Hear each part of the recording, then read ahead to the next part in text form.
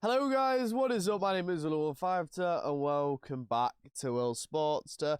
We're a day late, but better late than never. It is time for my post-match reaction. I'm sorry this did not come yesterday.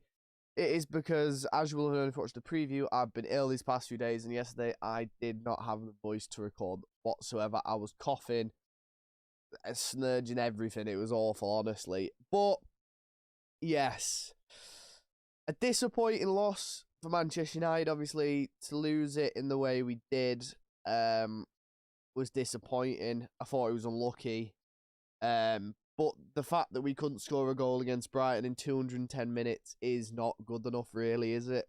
As much as they've been a brilliant team this season, they've had a really great season, we still should be getting a few goals against them, especially with people like Duncan Webster at the back. But not to slander Duncan Webster, but still, Manchester United, we should be scoring goals against those type of players. But yeah, this game just highlighted the fact about how we need the number 9. We all say it's the priority position, but it's just highlighted once again. You have any of the 4 names being listed: Martinez, Kane, Osimhen, or Vlahovic. Any of those in that game, and I think they scored 2 goals. I'm just being honest.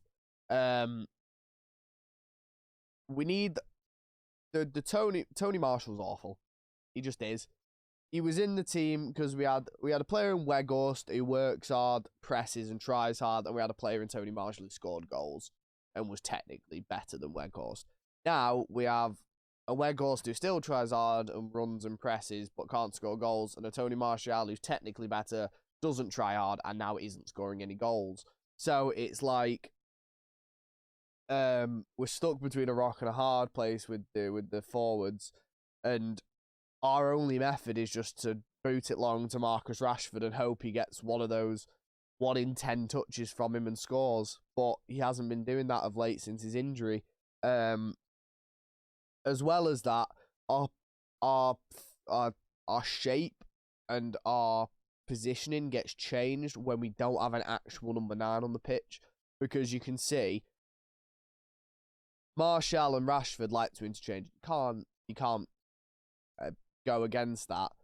But the thing is, there's points in the game where Rashford just goes, "Tony, I feel like going up front. You're not doing it. Sit on the left." And then Tony's out there on the left doing bugger all. So with a proper number 9 like a Kane, like an Osimhen, like a Martinez or a Vlahovic, they're not going to get pushed out wide. They're staying number 9 all game, staying in the centre. But yeah, apologies, which is what we need to keep the shape and to have a systematic attack, I think the word is there. I thought the defence played brilliant because we were under the cosh at times, as we were in the semi-final. Lindelof again, brilliant.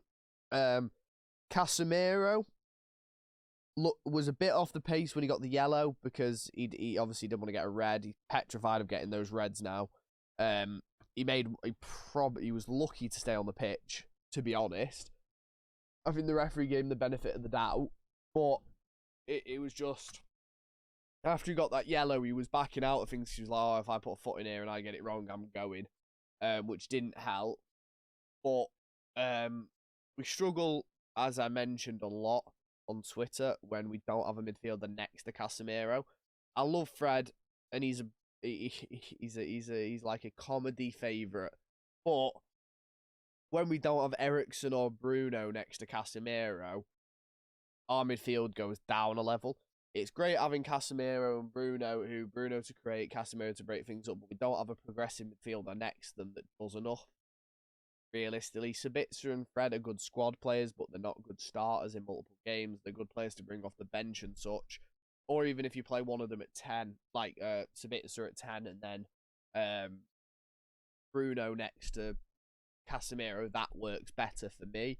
But yeah. We can still finish 3rd.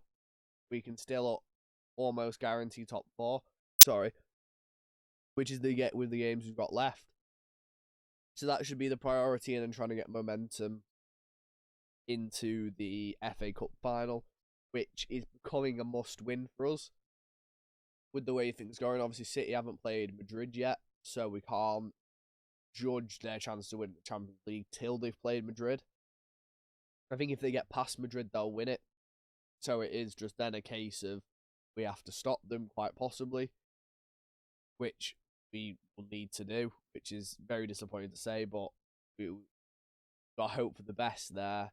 And then we just need to get into the summer, regroup, sign some more players, and really transition into a Ten Hag way.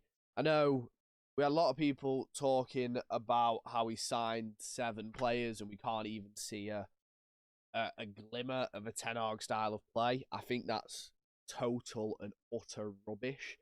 We've seen at times patterns of play and quick passing and the way Ten Hag wants to play, but he is still limited by the players he has.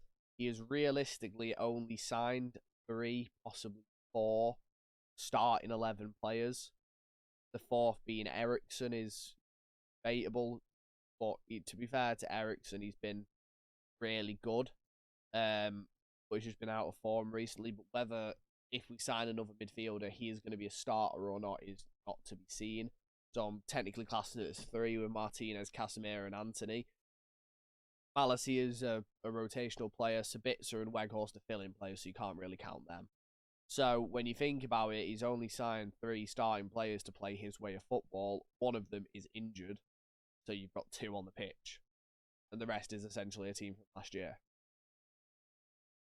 So it's rubbish to say, oh, look, he's you're not seeing a Ten Hag style of play. But you've only got 2 players on the pitch that are Ten Hag signings. Yeah, you can say he signed 7, but it's like I could sign 10 players. They're all in the academy. I've not signed players to play my way of football. It's utter stupidity to make a comment like that, in my opinion. Obviously, the away record has not been good enough, but a lot of those games, it's come down to the players. It has the same things that were there under Solskjaer, there under Ragnick, there under Jose. It's not changed with Erik Ten Hag being here, and obviously these players, a lot of these players are going to get cleaned out and are not going to be here in 2-3 years' time, as we get more and more Erik Ten Hag players, so it can only get better. We are overachieving for what it was what it was looking like at the start of this season.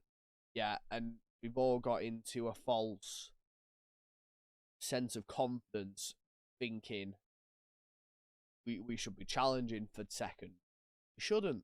After last season, winning a trophy and getting top 4 is excellent. Beating City, yeah, getting to another final, it's all excellent.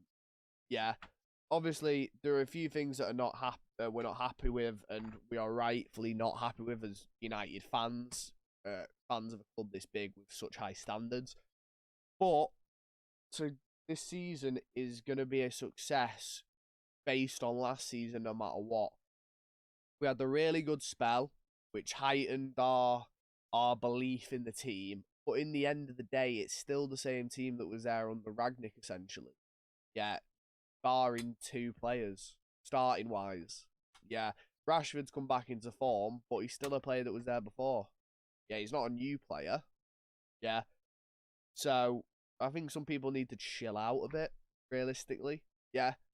Take their head for a wobble, think about it in the long term. But yeah, a disappointing loss for United nonetheless. Hopefully we can bounce back against a struggling West Ham side, who are prioritising the Conference League, so maybe they'll make the same amount of subs they did against City, and hopefully we can get an easy win. But yeah, unfortunately that is it for me today. I will see you for tomorrow for my preview of the West Ham game, and hopefully we do pick up a win. Thank you for watching. Thank you for listening to me. Hopefully you agree with some of my comments. If you don't, leave some down below. Leave your opinions down below, and hopefully I'll see you for the next video. Thank you for watching, and peace. What is Sweezy? Home times.